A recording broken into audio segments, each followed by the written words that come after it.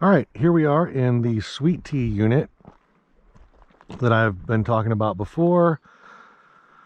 You can see in the background there is the Huzza sale.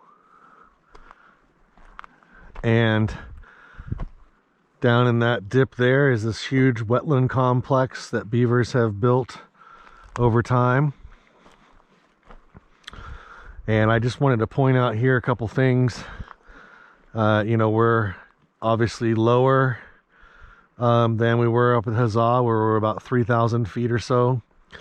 You can see the communication tower back behind that. That's up on Rattlesnake Ridge there.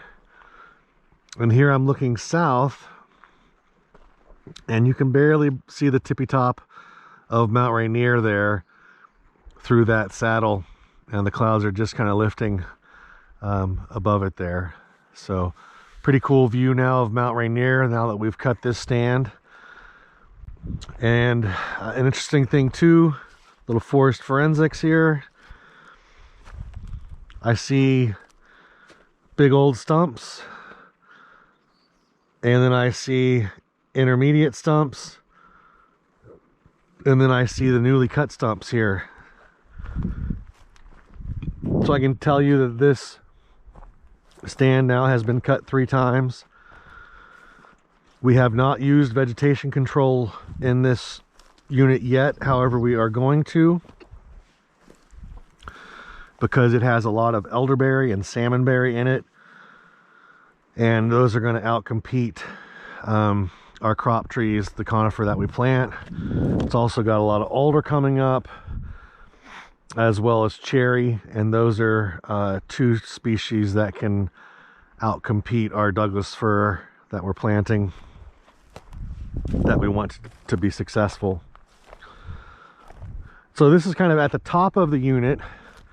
We're going to go down further.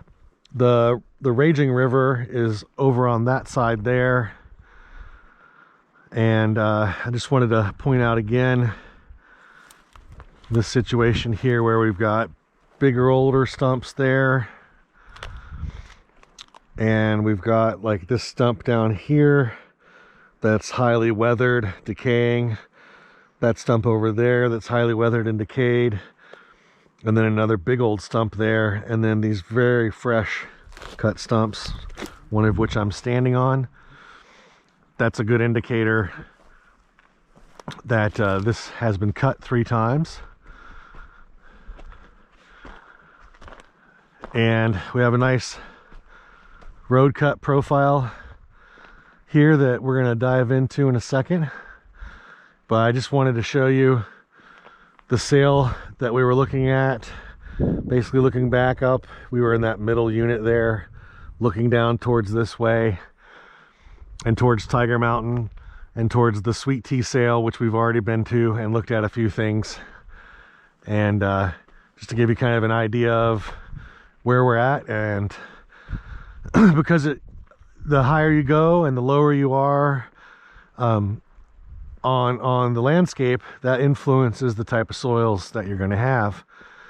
And so that's one of the things I'm trying to tease out here, plus also showing you the stumps, doing the forest forensics. We ended up having a lot of bigger piles here, which was not exactly what we wanted. We would have rather had smaller, more piles, but that's the way the loggers ended up doing it.